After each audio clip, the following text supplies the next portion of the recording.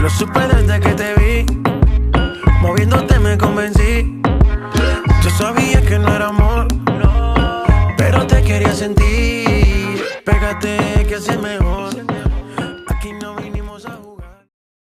So I'm going to start off by taking Blazing on a Morphe M576 brush, and I'm going to apply this color to my crease, and I'm just going to do windshield wiping motions until I see everything faded out.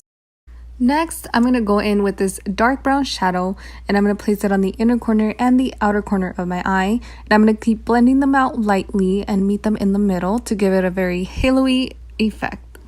Next, taking Cosmo, I'm going to place it on the center of my eyelid, and I'm going to just do patting motions to move it around. That way it's not a little glop of glitter in the center.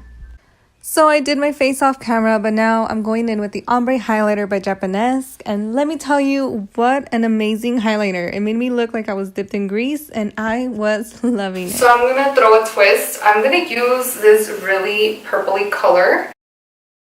I'm going to put this on my bottom lash line because I want something different. I don't want to keep doing the same thing. So I'm applying the shade all along the bottom of my lash line, and I'm going to keep buffing it until I see no more harsh lines.